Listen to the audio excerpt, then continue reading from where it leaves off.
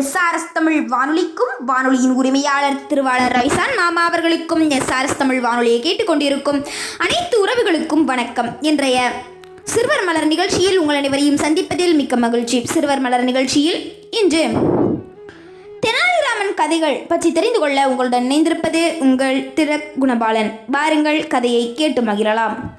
நாம் போன தெனாலிராமன் கதையில் தெனாலிராமனை ராஜகுரு ஏமாற்றி விட்டதாக கண்டோம். பிறகு தெனாலிராமனும் அவன் மனைவியும் மகனும் பல நாள் நடந்து விஜயநகரம் சென்றார்கள். அடுத்து என்ன நடந்தது என்பதை காண்போம், வாருங்கள். ராஜகுருவை சந்தித்தல். பலவித இடையூறுக்கு இடையே தெனாலிராமன் ராஜகுருவை அவரது இல்லத்தில் சந்தித்தான்.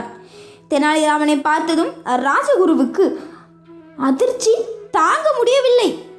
யாரப்பா நீ என்று கேட்டார். உனக்கு என்ன வேண்டும் என கேட்டார். இதை கேட்ட தெனாலிராமன் பதறினான். ராஜகுருவே, நான் தான் தெனாலிராமன். நான் உங்களிடம் உதவி கேட்டு வந்தேன். ஆனால் எனக்கு உங்களை தெரியாதா என்று திடுக்கிட்டவாறு ராஜகுருவை பார்த்து கேட்டான். உன்னை யாரென்றே எனக்கு தெரியாது. போப்பா, மரியாதையாக வெளியே போ, இல்லைன்னா அவமானப்படுத்தி வரட்டிடுவேன் என்று ராஜகுரு சத்தமாக கூறினார். வீட்டை விட்டு வெளியேற்றப்பட்ட தெனாலிராமன் பழிக்கு பழி வாங்க துடித்தான். காளி மகாதேவியை துதித்தான்.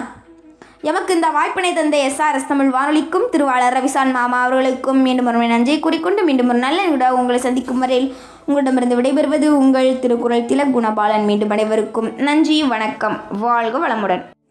எஸ்ஆர்எஸ் தமிழ் வானொலிக்கும் வானொலியின் உரிமையாளர் திருவாளர் ரவிசான் மாமா அவர்களுக்கும் எஸ்ஆர்எஸ் தமிழ் வானொலியை கேட்டுக்கொண்டிருக்கும் அனைத்து உறவுகளுக்கும் வணக்கம். இன்றைய சிறுவர் மலர் நிகழ்ச்சியில் உங்கள் அனைவரையும் சந்திப்பதில் மிக்க மகிழ்ச்சி. சிறுவர் மலர் நிகழ்ச்சியில் இன்று தெனாலிராமன் கதைகள் பற்றி தெரிந்து கொள்ள உங்களுடன் இணைந்திருப்பது உங்கள் திருக்குறள் திலக் குணபாலன். வாருங்கள், கதையை கேட்டு மகிழலாம். போன வாரம் தெனாலிராமன் கதையில் ராஜகுருவின் வீட்டிலிருந்து தெனாலிராமன் துரத்தப்பட்டதையும் ராஜகுருவை பழிவாங்க துடித்ததையும் கண்டோம்.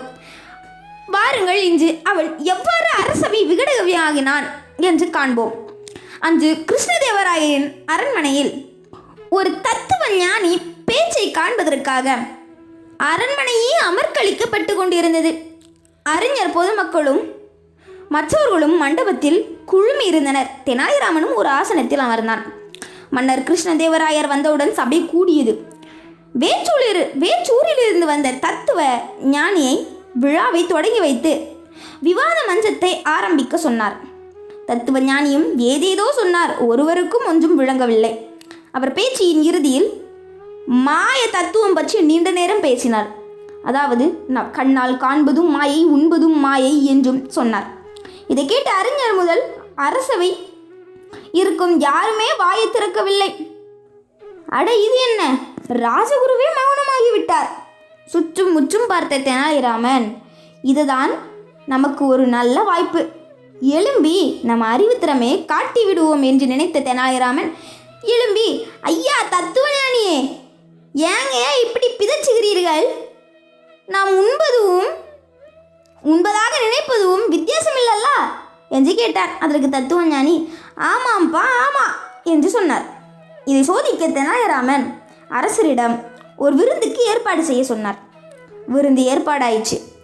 அனைவரும் பந்தியில் அமர்ந்து சாப்பிட தொடங்கினர்.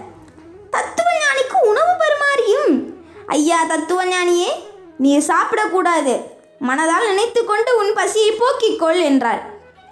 இதனால் தத்துவ ஞானி தன் தவச்சை உணர்ந்தான். இதை பார்த்து அரசர் தெனாலிராமனின் அறிவையும் புத்தி கூர்மையையும் பாராட்டி பொன் பரிசளித்தார். அது மட்டுமின்றி அன்று முதல் அவனை தனது அரசவை விகடகவியாகவும் ஆக்கினார். எமக்கு இந்த வாய்ப்பினை தந்த எஸ்ஆர்எஸ் தமிழ் வானொலிக்கும் திருவாளர் ரவிசான் மாமா அவர்களுக்கும் இன்னும் ஒரு நன்றியை கூறிக்கொண்டு மீண்டும் ஒரு நல்ல உங்களை சந்திக்கும் வரையில் உங்களிடமிருந்து விடைபெறுவது உங்கள் திருக்குறள் திலக் குணபாலன். மீண்டும் அனைவருக்கும் நன்றி, வணக்கம், வாழ்க வளமுடன். எஸ்ஆர்எஸ் தமிழ் வானொலிக்கும் வானொலியின் உரிமையாளர் திருவாளர் ரவிசான் மாமா அவர்களுக்கும் எஸ்ஆர்எஸ் தமிழ் வானொலியை கேட்டுக்கொண்டிருக்கும் அனைத்து உறவுகளுக்கும் வணக்கம். இன்றைய சிறுவர் மலர் நிகழ்ச்சியில் உங்கள் அனைவரையும் சந்திப்பதில் மிக்க மகிழ்ச்சி. சிறுவர் மலர் நிகழ்ச்சியில் இன்று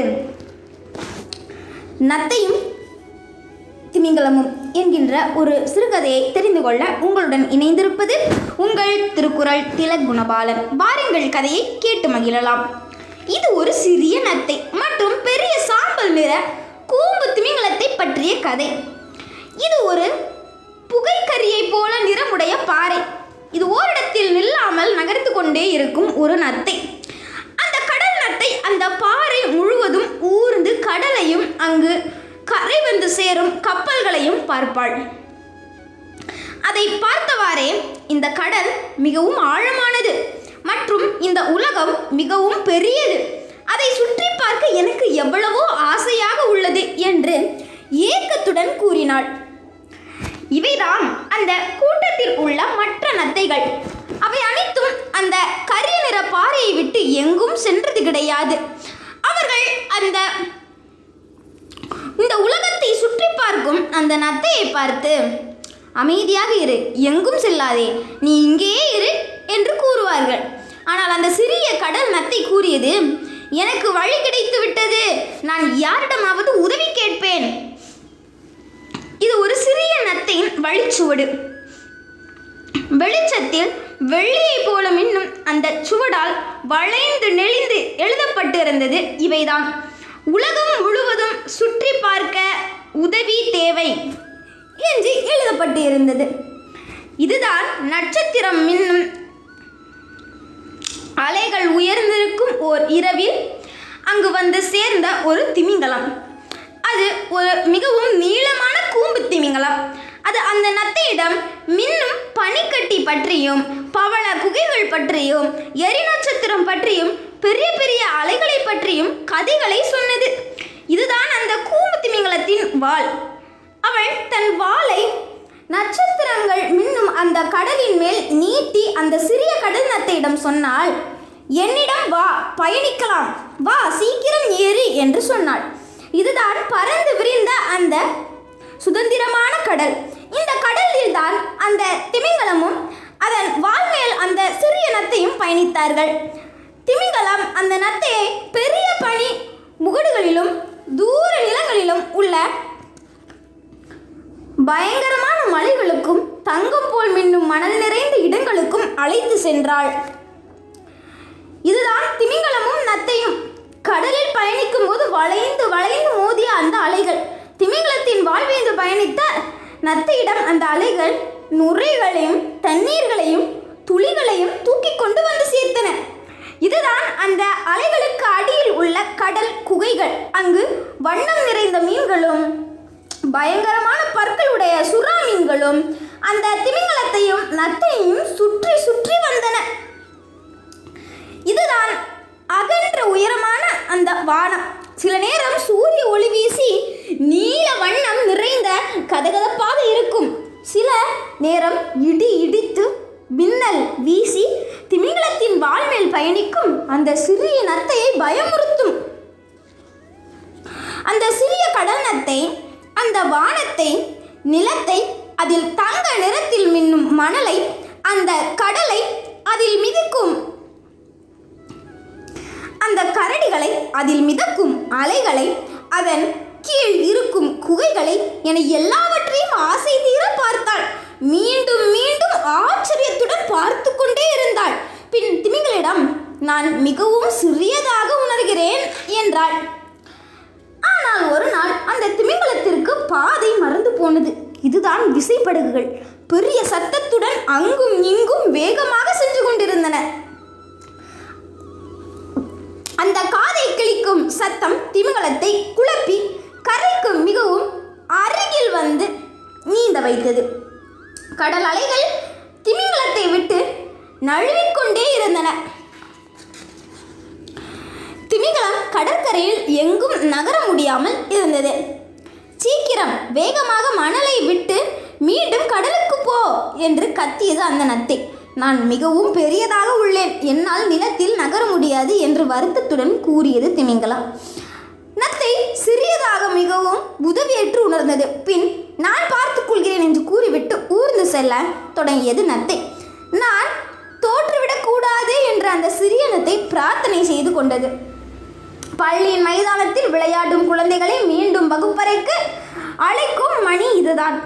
எல்லாரும் நேரே உட்காருங்க, பேசாம இருங்க என்று கையில் சாப்பீஸை வைத்தபடி சொல்லிக் கொண்டிருந்த ஆசிரியை இவர்தான். புகைக்கரியை போன்று இருக்கும் கரும்பலகை இதுதான். ஓரிடத்தில் நில்லாமல் நகர்ந்து கொண்டே இருக்கும் நத்தை இவள்தான். நத்தை நத்தை, ஆசிரியை திடுக்கிட்டாள். அங்கே பாருங்கள், அது ஒரு வழிச்சுவடை உண்டாக்குகிறது என்றனர் குழந்தைகள். ஒரு சிறிய நத்தையின் வழிச்சுவடு வெளிச்சத்தில் வெள்ளியை போல மின்னும். அந்த வழிச்சுவடு சொல்லியது இதுதான்: கடற்கரையில் ஒதுங்கி இருக்கும் திமிங்கலத்தை காப்பாற்றுங்கள் சீக்கிரம் என்று. தீயணைப்பு வீரர்களை அழைத்து வந்து திமிங்கலத்தை சுற்றி குளம் தோண்ட வைத்த குழந்தைகள் இவர்கள்தான்.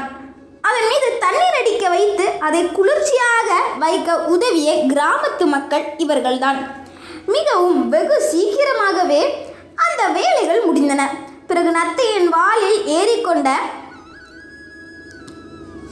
அந்த திமிங்கலத்தை பார்த்து, திமிங்கலம், நீ இனி சந்தோஷமாக இருப்பாய் அல்லவா என்று கேட்டது.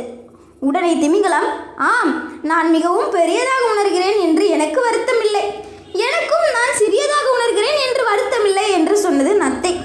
மீண்டும் அந்த துறைமுகத்திற்கே திரும்பி வந்த அவர்களிடம், நாட்கள் எவ்வளவு வேகமாக கடந்து விட்டன, நீயும் எப்படி வளர்ந்து விட்டாய் என்று அந்த கரிய நிற பாதையில் அமர்ந்திருந்த நத்தை கூட்டம் சொன்னது.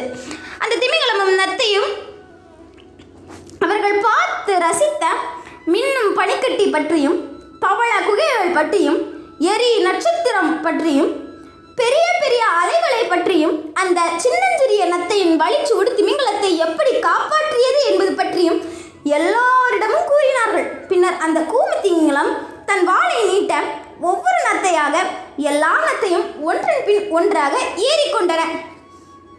அவர்கள் எல்லோரும் அந்த சாம்பல் நீல நிற கூம்பு திமிங்கலத்தின் வாளில் அமர்ந்தபடி பாடிக்கொண்டே கடல்களில் பயணித்தார்கள். எமக்கு இந்த வாய்ப்பினை தந்த SRS தமிழ் வானொலிக்கும் திருவாளர் ரவிசான் மாமா அவர்களுக்கும் மீண்டும் ஒரு முறை நன்றியை கூறிக்கொண்டு, மீண்டும் ஒரு நல்ல நிகழ்வினூடாக உங்களை சந்திக்கும் வரையில் உங்களிடமிருந்து விடைபெறுவது உங்கள் திருக்குறள் திலக் குணபாலன். மீண்டும் அனைவருக்கும் நன்றி, வணக்கம், வாழ்க வளமுடன். SRS தமிழ் வானொலிக்கும் வானொலியின் உரிமையாளர் திருவாளர் ரவிசான் மாமா அவர்களுக்கும் SRS தமிழ் வானொலியை கேட்டுக்கொண்டிருக்கும் அனைத்து உறவுகளுக்கும் வணக்கம். இன்றைய சிறுவர் மலர் நிகழ்ச்சியில் உங்கள் அனைவரையும் சந்திப்பதில் மிக்க மகிழ்ச்சி.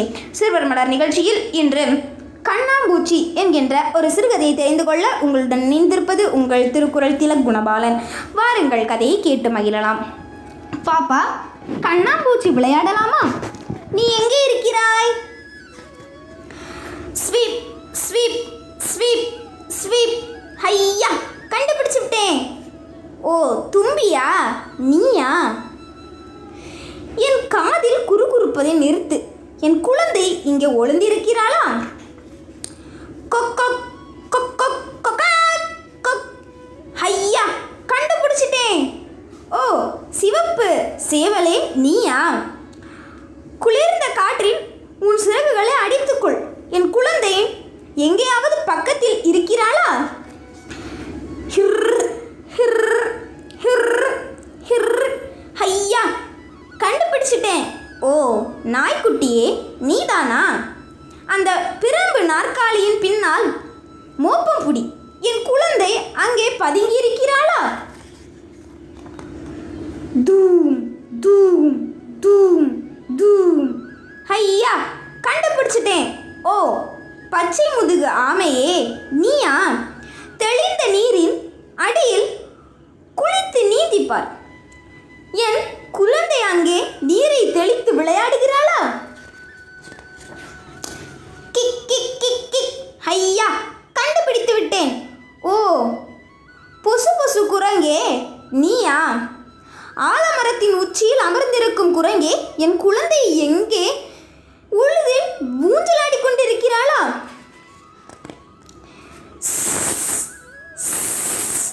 ஐயா, கண்டுபிடிச்சிட்டே. ஓ, வலுவழுப்பான பாம்பே, நீதானா?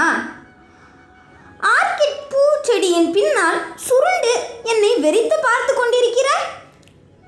வக் வக் வக். ஐயா, கண்டுபிடிச்சிட்டேன். ஓ, இருவாட்சி பறவையே, நீயா? துளை போடுவதை நிறுத்து. அப்போதுதான் என் குழந்தை அருகில் இருந்தால் கேட்க முடியும். ஹூம் ப்ரூ ஹூம் ப்ரூ. ஐயா, கண்டுபிடிச்சிட்டேன். ஓ, யானையா? தொள தொள என்று தொங்கும் உன் காது மடலை தூக்கு. அங்கே என் குழந்தை ஒளிந்திருக்கிறாளா? குரோம் கிராம் குரோம் குராம். ஐயா, கண்டுபிடித்து விட்டேன். ஓ, சோம்பேறி முதலையே, நீயா? என்ன ஒரு புன்னகை, என்ன ஒரு ஏளனம்! என் குழந்தை அருகில் எங்கும் இல்லை என நம்புகிறேன். குர் குர் குர் குர். ஐயா, கண்டுபிடித்து விட்டேன்.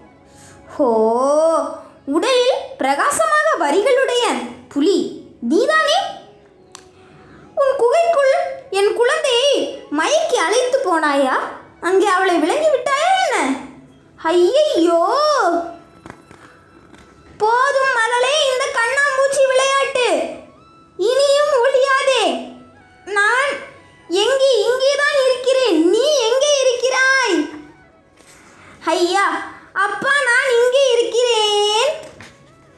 நான் உன்னை கண்டுபிடித்து விட்டேன். இல்லை, நான் தான் உங்களை கண்டுபிடித்திருக்கிறேன். ஹா ஹா ஹா. எனக்கு இந்த வாய்ப்பினை தந்த SRS தமிழ் வானொலிக்கும் திருவாளர் ரவிசான் மாமா அவர்களுக்கும் மீண்டும் ஒரு முறை நன்றியை கூறிக்கொண்டு மீண்டும் ஒரு நல்ல நிகழ்வினூடாக உங்களை சந்திக்கும் வரையில் உங்களிடமிருந்து விடைபெறுவது உங்கள் திருக்குறள் திலக் குணபாலன். மீண்டும் அனைவருக்கும் நன்றி, வணக்கம், வாழ்க வளமுடன். SRS தமிழ் வானொலிக்கும் வானொலியின் உரிமையாளர் திருவாளர் ரவிசான் மாமா அவர்களுக்கும் SRS தமிழ் வானொலியை கேட்டுக்கொண்டிருக்கும் அனைத்து உறவுகளுக்கும் வணக்கம். ஆப்பிரிக்க கண்டத்தில் நாட்டுப்புற கதைகள் மிகவும் பிரபலமானவை. அங்கு வாழும் பழங்குடியின மக்களின் வாழ்வை அக்கதைகள் நமக்கு சொல்கின்றன. இந்த கதையும் அப்படி ஒரு கதைதான். நாகா என்னும் எரிமலையை பற்றி அங்கு வாழும் மக்கள் தலைமுறை தலைமுறையாக சொல்லும் கதை இது. நாமும் அந்த கதையை கேட்போமா? வாருங்கள், அந்த கதையை கேட்டு மகிழலாம். வட்ட வீடுகளும் சதுர வீடுகளும் கொண்ட கிராமம். எங்கள் கிராமம் போல வேறு எதுவும் இல்லை. நான் நன்றாக வளர்ந்து என் கிராமத்தை விட்டு வெளியே போகும் வரை அது எனக்கு தெரியாது. இங்கு ஆண்கள் சதுரமான வீடுகளிலும் பெண்கள் வட்டமான வீடுகளிலும் வசிக்கிறார்கள். எனக்கு அது இயற்கையின் அமைப்பாகவே தோன்றியது. ஆனால் அது எப்படி என்று நீங்கள் கேட்டால், எனக்கு அது எப்படி இருந்தது, இப்போது எப்படி இருக்கிறது என்பதை நான் உங்களுக்கு சொல்கிறேன். நான் டோஸ் என்னும் கிராமத்தில் உள்ள என் பாட்டியின் பண்ணையில் வளர்ந்தேன். அந்த கிராமம் மேற்கு ஆப்பிரிக்காவின் பாமேனி மலைத்தொடரில் நாகா மலையின் அடிவாரத்தில் அமைந்துள்ளது. எங்கள் கிராமம் எப்போதும் மகிழ்ச்சியாகவும் அமைதியாகவும் இருந்தது. பகலில் வயல்வெளிகளில் வேலை செய்துவிட்டு மாமாவும் தாத்தாவும் இரவு உணவுக்காக தினமும் மாலையில் எங்கள் வட்ட வீட்டுக்கு வருவார்கள். குழந்தைகளாகிய நாங்கள் தாத்தா அமர்வதற்கு மரத்தாலான பலகையிடுவோம். பின்பு நாங்கள் மாமாவுக்கு கூரை பாயை விரிப்போம். அங்கே அவர்கள் தங்கள் பொலிவான ஆடைகளுடன் பெருமையாக அமர்ந்திருப்பார்கள். அதன் பின் அவர்கள் குழந்தைகளை பார்க்க வேண்டும் என சொல்வார்கள். குறுகலான வாசலிலிருந்து ஒவ்வொருவராக முன்னோக்கி வருவோம். தாத்தா எங்கள் ஒவ்வொருவரிடமும், இன்று நீங்கள் என்ன கற்றுக்கொண்டாய் என்று கேட்பார். நாங்கள் தெளிந்தபடி, எங்களுக்கு தெரிந்தபடி அதற்கு பதில் சொல்வோம். பிறகு அம்மாவுக்கும் பாட்டிக்கும் உணவு சமைப்பதில் உதவுவதற்காக ஓடிச் செல்வோம். அம்மா போ போ உணவை சமைத்து அது வெள்ளையாகவும் பஞ்சு போன்றதாகவும் மாறும் வரை அடிப்பார். அந்த உணவை வட்ட கைப்பிடிகளில் கொண்ட பெரிய கிண்ணங்களில் குவித்து வைப்பார். அது எங்கள் சிறிய கைகளில் பிடித்துக்கொள்ள தோதாக இருக்கும். பின்பு நாங்கள் பெரிய வட்ட வடிவ அறைக்குள் அணிவகுத்து செல்வோம். நாங்கள் மண் தரையில் கால் ஊன்றி கவனமாக நடப்போம். சூடான தண்ணீர் கொண்ட கிண்ணமும் தூண்டு எடுத்துக்கொண்டு சிறியவர்கள் முதலில் சேர்வார்கள். பெரிய சிறுவர்கள் சூப்பை எடுத்துச் செல்வார்கள். நான் கடைசியாக போ போ உணவை ஏந்தி கொண்டு செல்வேன். மூத்தவரான தாத்தா எப்போதும் முதலில் சாப்பிடுவார். பின்பு வயது வரிசைப்படி பாட்டி, மாமா, சில சமயங்களில் அம்மாவும் அவ்வாறே தங்கள் உணவை உண்பார்கள். கடைசியாக குழந்தைகளாகிய நாங்கள் கிண்ணத்தில் எதையும் மிச்சம் வைக்காமல் சாப்பிடுவது எங்கள் வழக்கம். இரவு உணவுக்கு பிறகு விவசாயம், மீன்பிடித்தல் மற்றும் வேட்டையாடுதல் பற்றி பேசுவதற்காக ஆண்கள் தங்கள் சதுர வீட்டுக்கு செல்வார்கள். மேலே உயர்ந்து நிற்கும் நாகாமலையின் இருண்டா சரிவை பார்த்தபடி நிலவின் வெளிச்சத்தில் பாட்டி தனியாக உட்கார்ந்திருப்பார். நான் பாட்டி அருகில் அமர்ந்த ஓர் இரவு எனக்கு ஞாபகம் உள்ளது. எங்கள் கிராமத்தின் மேலே உள்ள வானத்தை நோக்கி சுட்டி காட்டி மூத்த நாகா அன்னை மிகவும் அமைதியாக புகைப்பிடிப்பதை பார்த்தாயா என கேட்டார். நான் பின்னால் சாய்ந்தபடி நிமிர்ந்து பார்த்தேன். மூத்த நாகாவின் மூச்சு இரவு வானத்தில் மென்மையாகவும் சாம்பல் நிறமாகவும் புகை மூட்டமாகவும் எழுவதை பார்த்தேன்.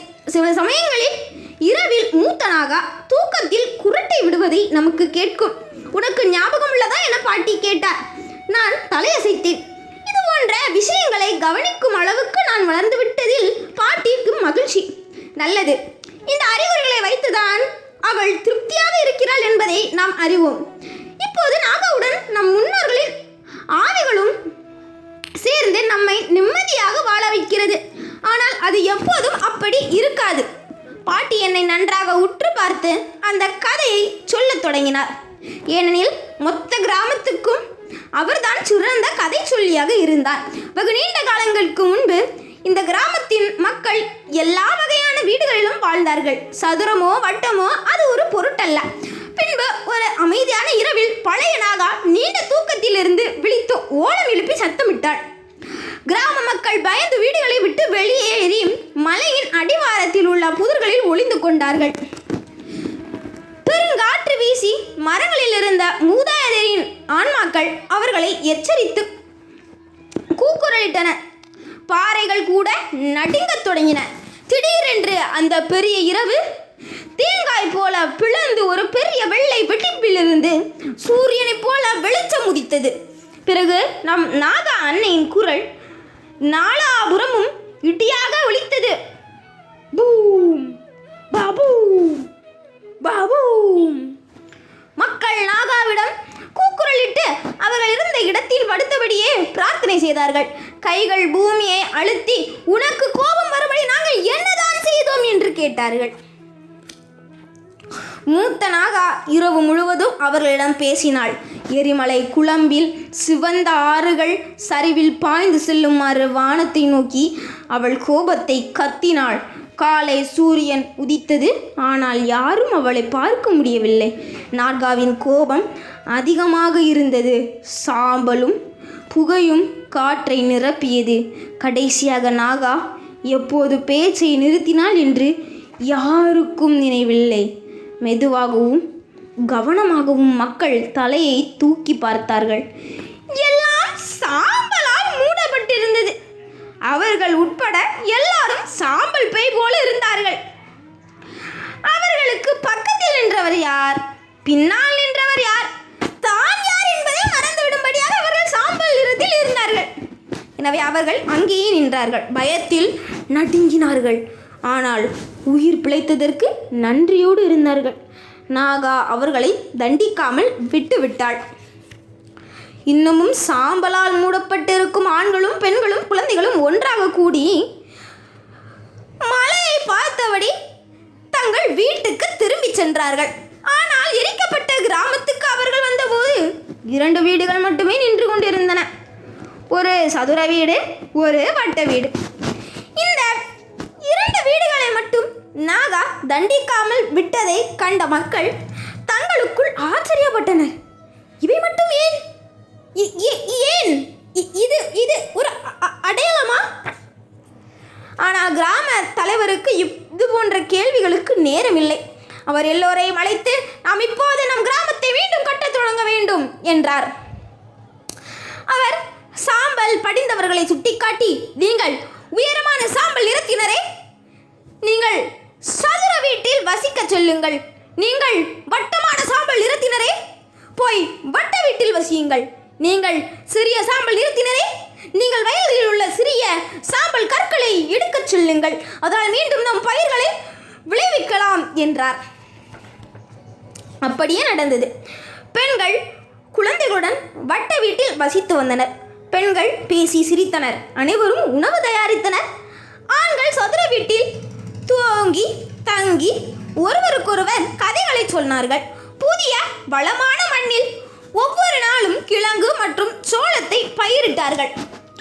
சிறிய சாம்பல் நிற கற்கள் வயல்களிலிருந்து சுத்தம் செய்வதில் குழந்தைகள் ஒரு விளையாட்டாகவே உருவாக்கிவிட்டார்கள் பாருங்களேன். நீண்ட மதியங்களில் நீந்தவும் மீன் பிடிக்கவும் சென்றார்கள். நாகா அவர்களின் உயிரை காப்பாற்றியதற்கு அவர்கள் நன்றி சொல்லவும் மறக்கவில்லை. பாட்டி என்னை பார்த்து சிரித்து, இன்று வரை அப்படிதான் நடந்து வருகிறது பார்த்தாயா? ஒன்றாக பேசுவதிலும் சிரிப்பதிலும் பாடுவதிலும் மகிழ்ச்சி அடைவதிலும் பெண்கள் முடிவு செய்தார்கள். மேலும் ஆண்கள் அவர்களின் சொந்த இடங்களில் ஒன்றாக சேர்ந்து ஓய்வெடுக்கவும் பழகிவிட்டார்கள் என்றார். குழந்தைகள் சிறிய சாம்பல் கற்கள் இல்லாமல் இன்னமும் வயல்வெளிகளை சிறப்பாக வைத்து கொண்டு வருகிறார்கள் என்பது உண்மையல்லவா என்றார் பாட்டி. என்று நான் சிரித்தேன். நாங்கள் இன்னமும் மதியம் நீந்தி விளையாடுகிறோம். பின்பு நாங்கள் பிடிக்கும் மீன்களை நாங்கள் வீட்டுக்கு கொண்டு வருகிறோம். அதை நீங்கள் எங்களுக்கு சமைத்து தருகிறீர்கள் அல்லவா என்று கேட்டேன். பாட்டியும் சிரித்தபடி, இங்கே ஒவ்வொருவரும் தனியாக இருக்க ஒரு இடம் இருக்கிறது, அதுபோல் ஒன்றாக இருக்கவும் ஒரு நேரம் இருக்கிறது. அதனால் நாம் எல்லோரும் இங்கே நிம்மதியாக வாழ்கிறோம் என்றார். பாட்டி தன் கையை பிடித்ததற்கு நான் சிறிது ஆச்சரியப்பட்டு போனேன். யார் அது என்று கேட்டேன். நான் தான், கவலைப்படாதே. பாட்டி என் கையை பிடித்து கொண்டு வட்ட வீட்டுக்கு திரும்பினார். இவ்வாறு தான் நாங்கள் வட்ட வீட்டிலும் சதுர வீட்டிலும் இருந்து பழகிவிட்டோம். இனியும் அப்படிதான் இருப்போம். நாகா மீண்டும் பேசும் வரை. எமக்கு இந்த வாய்ப்பினை தந்த SRS தமிழ் வானொலிக்கும் திருவாளர் ரவிசான் மாமா அவர்களுக்கும் மீண்டும் ஒரு நன்றியை கூறிக்கொண்டு மீண்டும் ஒரு நாள் எங்களினூடாக உங்களை சந்திக்கும் வரையில் உங்களிடமிருந்து விடைபெறுவது உங்கள் திருக்குறள் திலக் குணபாலன். மீண்டும் அனைவருக்கும் நன்றி, வணக்கம், வாழ்க வளமுடன். SRS தமிழ் வானொலிக்கும் வானொலியின் உரிமையாளர் திருவாளர் ரவிசான் மாமா அவர்களுக்கும் SRS தமிழ் வானொலியை கேட்டுக்கொண்டிருக்கும் அனைத்து உறவுகளுக்கும் வணக்கம். இன்றைய சிறுவர் மலர் நிகழ்ச்சியில் இந்த முறை நாம் வாசிக்கப் போவது புலியின் கதை. ஆமாம், காட்டுக்கு உள்ளே வாழும் ஒரு புலி குடும்பத்தை பற்றிய கதை இது. ஒரு நாள் குட்டி புலிகள் என்ன செய்தது தெரியுமா? அம்மா புலி எங்கே போனது? இந்த கதையை தொடர்ந்து படித்தால் எல்லாம் தெரிந்துவிடும். வாசிப்போமா? பயப்பட வேண்டாம் குட்டிகளே. அடர்ந்த காட்டின் மென்மையான பச்சை நிற நிழலில் கண் திறக்கும் தனது சிறிய குட்டிகளை ஒரு தாய்ப்புலி பாதுகாப்பாக வளர்த்து வந்தது. நாட்கள் செல்ல செல்ல குட்டிகள் பலம் பெற்றன. செல்லக்குட்டி கை எப்படி துள்ளி குதிப்பது என்பதையும், அம்பர் மறைவிலிருந்து திடீரென எப்படி தாக்குவது என்பதையும் கற்றுக்கொண்டான். ஒவ்வொரு நாளின் முடிவிலும் குட்டிகள் தனது தாயின் பட்டு போன்ற பக்கவாட்டில் பதுங்கிக் கொண்டு அவளது மெல்லிய உருமல் சத்தத்தில் பாதுகாப்பாக உறங்கினார்கள். ஒரு நாள் அந்த தாய்ப்புலி சொன்னது, எனக்காக இங்கே காத்திருங்கள் என் குட்டிகளே என்று கூறிவிட்டு வேட்டையாடச் சென்றாள். அவள் சென்ற பிறகு இரவு பெரியதாகவும் இருட்டாகவும் விசித்திரமான சத்தங்கள் நிறைந்ததாகவும் குட்டிகளுக்கு தோன்றியது. குட்டிகள் காத்து கொண்டே இருந்தன. அவள் விரைவில் திரும்பி வருவாள் என்று அம்பர் கூறினாள். வெகு நேரமாகியும் தாய்ப்புலி திரும்பவில்லை. அவள் இந்நேரம் வந்திருக்க வேண்டும் என்று கை சினுங்கியது. அம்பர் கவலையுடன் இவர்களை பார்த்திருந்தான். வா, நாம் போய் அவளை தேடலாம் என்றாள். நில ஒளி காட்டு வெள்ளி வடிவங்கள் மூலம் குட்டிகள் காட்டு பாதையில் சென்றார்கள். இருண்ட வடிவங்களும் அமைதியான நிழல்களும் மரங்களுக்கு இடையே அவர்களை பின்தொடர்ந்தன. அப்போது அவர்கள் பின்னால் இருந்து சத்தம் கேட்டது. சரசர படபட உஷ், சரசர படபட உஷ். அம்பர் திடுக்கிட்டு என்ன அது என்று கேட்டான். எனக்கு என்ன தெரியும், தெரியாதே என்று முணுமுணுத்தான் காய். ஒருவேளை முதலையாக இருக்குமோ? சத்தம் நெருங்கி வர வர அவர்கள் கண்கள் பயத்தில் இன்னும் இன்னும் அகலமாக திறந்து கொண்டே போனது. சரசர படபட ஊஷ், ஓடு, உன்னால் முடிந்தவரை வேகமாக ஓடு என உருமினான் அம்பர். குட்டிகள் விழுந்து அடித்து பாய்ந்து வேகமாக புற்களின் வழியாக ஓடினார்கள். நீல், காய் திடீரென கூறினான். அவர்களுக்கு முன்னால் மறுநாள் நதி இருளாகவும் ஆழமாகவும் சுழன்று கொண்டிருந்தது. குட்டிகள் அதற்கு மேல் செல்ல முடியவில்லை. சத்தம் இன்னும் இன்னும் நெருங்கி வந்து கொண்டே இருந்தது. காதுகள் முன்னோக்கியும் தலையை தாழ்த்தியும் குட்டிகள் திரும்பி ஒன்றாக நின்றன. உனக்கு நாங்கள் பயப்படவில்லை. நீ முதலையாக இருந்தாலும் சரி என அவர்கள் தங்கள் உரத்த கடுமையான குரலில் கர்ஜித்தார்கள். புற்கள் அலையடித்து ஓய்ந்ததும் வெளியே வந்தது தாய்ப்புலி. நீங்கள் எங்களை விட்டு போய்விட்டீர்கள் என நாங்கள் நினைத்தோம். அம்பரும் காயும் அவர்களிடம் குதித்து கொண்டே அழுதனர். தாய்ப்புலி தன் குட்டிகளை இறுக அணைத்து கொண்டாள். நான் திரும்பி வருவேன் என்று உங்களிடம் சொன்னேன் அல்லவா? நீங்கள் காத்து கொண்டுதானே இருக்க வேண்டும். சரி, என் பின்னால் வாருங்கள் என் செல்ல குட்டிகளே. அடர்ந்த காட்டின் மென்மையான நிழலில் தாய்ப்புலியும் அவளுடைய குட்டிகளும் ஒருவரை ஒருவர் இறுக அணைத்து கொண்டு தூங்கினார்கள். எனக்கு முதலையை கண்டு பயமில்லை என்று காய் தனது தாயிடம் தைரியமாக சொன்னான். உனக்கு அம்பர்? ஆனால் அதற்கு முன்னால் அம்பர் ஆழ்ந்த தூக்கத்திற்கு சென்று விட்டான். எனக்கு இந்த வாய்ப்பினை தந்த SRS தமிழ் வானொலிக்கும் திருவாளர் ரவிசான் மாமா அவர்களுக்கும் மீண்டும் ஒரு நன்றியை கூறிக்கொண்டு மீண்டும் ஒரு நல்ல நிகழ்வின் ஊடாக உங்களை சந்திக்கும் வரையில் உங்களிடமிருந்து விடைபெறுவது உங்கள் திருக்குறள் திலக் குணபாலன். மீண்டும் அனைவருக்கும் நன்றி, வணக்கம், வாழ்க வளமுடன்.